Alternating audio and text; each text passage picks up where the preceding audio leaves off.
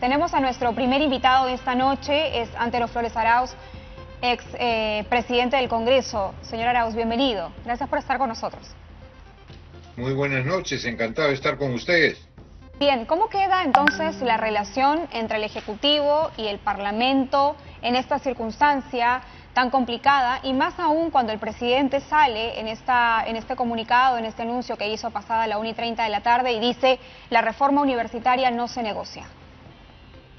Bueno, daría la impresión de que el tema universitario podría haber sido el detonante para esta censura, o mejor dicho, denegación de confianza al gabinete. Pero si había cuestionamientos para el ministro de Educación, y vista la situación en que estamos, con la pandemia, la crisis económica, bien pudo haberse dado la confianza al gabinete, y después de la interpelación al ministro que se vendría en los próximos días, que ya no va a ser posible, si se hubiera dado la confianza al gabinete, luego de esa interpelación, si no hubiera satisfecho a los congresistas, también hubieran podido presentar un voto de censura y el ministro tendría que haberse ido. Pero el tema universitario no era difícil de solucionar. Miren ustedes, ha habido un doble rasero. Por un lado, a las universidades públicas no licenciadas les dieron una segunda oportunidad y se las han denegado a las privadas. Y vamos a tener aproximadamente 250.000 de estudiantes en la calle, porque las públicas, por lo que ha dicho el primer ministro Cateriano, hasta hoy día por lo menos, es que había 15.000 lugares vacantes para entrar a las públicas, pero con 15.000 no se cubre la cantidad de estudiantes de las no licenciadas. Era simplemente un decreto supremo y solucionado todo, dando una segunda oportunidad y acompañando SUNEDO a las universidades para que logren la calidad que todos queremos. Doctor Flores Arauz, para no desviarnos del tema, sabemos entonces su posición con respecto a SUNEDU, y es, como dice usted, se ha podido censurar después al ministro, dándole la confianza al gabinete Cateriano. Usted ha estado en el Legislativo y ha estado en el Ejecutivo. En ambos, sí. En ambos ha estado, así que de alguna manera tiene la autoridad moral para decir al menos qué cosa está pasando y qué cosa puede haber pasado y cómo se puede haber evitado esta aparente crisis. La exposición del premier, del ahora ex premier Cateriano, ¿le satisfizo a usted? A mí, disculpen, plenamente. Me sorprendió inclusive hasta en las formas, porque Pedro Cateriano no es una persona que aguante mucho su hígado, y sin embargo fue muy, hasta diría, conciliador en toda su exposición, y desde los puntos de vista, por lo menos de lo que yo pienso, los temas que tocó como neurálgicos son los que concuerdan con lo que yo estimo que hay que ir resolviendo. ¿Y entonces? A mí la exposición me pareció excelente. ¿Y entonces, por eso cómo es que entender? no he comprendido mucho la razón de esta falta de confianza. Justamente a ese punto quería llegar, porque ¿cómo entender esto si ahora en el Congreso dicen, bueno, queremos que hable más sobre la pandemia, cuando Pilar Macetti se presentó y habló sobre ello? Queremos que hable más sobre materia económica, cuando se abordaron temas en materia económica. ¿Esto, digamos, son argumentos reales o es que efectivamente detrás hay intereses subalternos, como lo ha dicho hoy el premier Cateriano en una entrevista al Comercio, y la permanencia del ministro de Educación y la reforma universitaria y todo lo que se está llevando a cabo en los últimos años ha sido de malestar en el Parlamento, y es una manera de condicionar la política respecto a la educación superior en nuestro país? Miren, es bien difícil pensar que alguien tiene absolutamente la razón en todo. Y dialogar no es solamente el conversar, es buscar ponerse de acuerdo. Y para ponerse de acuerdo hay que hacerse también mutuas concesiones. No es solamente abrir el teléfono y decir, oye, Cholito, porque hermanito ya no se puede decir, nos reunimos tal día en tal sitio y conversamos. No basta. El diálogo también, insisto, es otorgarse mutuas concesiones. ¿Y eso le ha faltado a Cateriano de pronto, dialogar más, llegar más? me parece que han conversado, pero no han dialogado.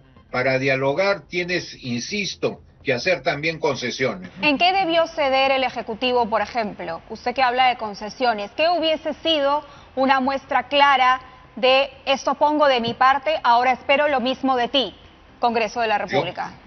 Yo por lo menos no me hubiera emperrechinado sabiendo de que el ministro de Educación está en la mira, haberlo puesto nuevamente de ministro hace 15 días. Disculpen, pero no le veo lógica. ¿Pero no sería claudicar también en la reforma universitaria o darle la razón a quienes cuestionan su edu? ¿Por qué va a ser claudicar? ¿Qué quiere decir que una sola persona en el Perú es el único que sabe de universidades, es el único que podía conducir el tema universitario y educacional en general del país? ¿Usted considera que...? Ok, entonces, pero ¿cuáles son los cuestionamientos hacia Martín Benavides? ¿Tiene que ver con la reforma universitaria, como todo el mundo sabe y piensa, o tiene que ver con el tema de las tablets, por ejemplo, o el manejo que se ha dado a la educación en la pandemia? No solamente por eso el tema universitario, sino las tablets ha sido de una impericia. ¿Razón suficiente para censurarlo? Yo creo que sí.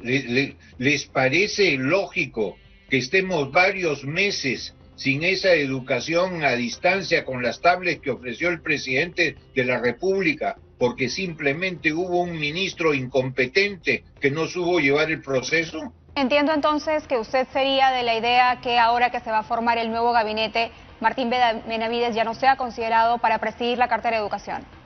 Sin ninguna duda. Siempre tiene que haber concesiones. Doctor Flores Arauz. Es clarísimo. Para ir finalizando. La necedad en la política es una mala actitud. Bueno, vamos a ver qué pasa. De repente suena su teléfono también. Mi teléfono suena todos los días porque tengo un buen servicio. Pero desde Palacio, decimos, ¿no? No sé, hay muchos palacios. ¿Ya sonó su teléfono en este gobierno del presidente Vizcarra? Al señor Vizcarra solamente lo he visto 2 veces en mi vida. ¿Cómo le va? Hasta luego. Ahora, yo quería ir al tema del Pacto Perú. Y le deseo lo mejor en este último año de su gobierno. Correcto. Yo quería ir al tema del Pacto Perú, porque el presidente en el mensaje a la Nación del día 28 de julio dijo: quiero convocar a este pacto no solamente a los líderes de los grupos parlamentarios que hoy tienen representación, sino vamos a ampliar la cancha, vamos a llamar también a otros líderes de otros sectores. ¿Cómo llevar a cabo esto en este escenario tan complejo? Pero hay que hacerlo, con ese criterio. Cada vez que hay, vamos a suponer, un problema conyugal, nunca se podrían poner de acuerdo. También hay reconciliaciones. Aunque hay cosas que son irreconciliables, ¿no? A veces. Pero no, pues, tenemos un acuerdo nacional y con ese escenario se puede hacer buscando una agenda común entre Ejecutivo y Legislativo, y no solamente con los partidos que están representados en el Congreso. Oigan, hay partidos que en este momento no están representados en el Congreso, como el APRA y el PPC, que tienen una trayectoria democrática de decenas de años. Correcto. Doctor Flores Arauz, una última consulta por mi parte. Recordábamos que ya el presidente Vizcarra no puede hacer uso de la cuestión de confianza, sin embargo, el Congreso sí puede censurar a ministros. También recordamos que el mismo Pedro Cateriano dice: cuando uno no tiene mayoría parlamentaria, un gobierno, el Ejecutivo, se vienen los problemas. Cuando la tiene, también, porque hace abuso del poder. Y cuando no la tiene, peor, porque ahora no hay representación parlamentaria. La pregunta es, ¿estos dos temas deberían ser considerados en una reforma política, que ya está bastante retrasada, por cierto? Yo no creo en reformas políticas a estas alturas del partido, cuando ya tienes convocadas elecciones para abril del próximo año. Cuando ya tú has bajado la bandera y comienzan a correr, no puedes cambiar reglas de juego. No es el momento. Y además el tema de que no tenga una bancada el gobierno no es porque no la tuviera, la tuvo. El señor Vizcarra es el segundo tiempo del señor Pedro Pablo Kuczynski, que tenía una bancada importante en el Congreso, no mayoritaria. Si quiso el señor Vizcarra no tener una bancada y no tener un solo parlamentario, también tiene responsabilidad. Bien. Bien, señor Nos Antonio quedamos Flores con esa Arauz. frase. Y es verdad, olvidamos que este gobierno es parte del gobierno del presidente Pedro Pablo Kuczynski. Pero bueno, así están las cosas. Muchas gracias, doctor Antonio Flores Arauz. Y seguramente vamos a conversar más allá, ¿no?, de las 72 horas que tiene el presidente Vizcarra para recomponer un gabinete. ¿Y quiénes? ¿Quiénes van a estar al frente? Él no va a estar, por lo menos, dice que no ha sonado su teléfono todavía. Un nuevo reto importante para eso, para, como decía el señor Antonio Flores Arauz, generar consensos, dar concesiones, en fin, en política. Hacer política. Exacto, hacer política.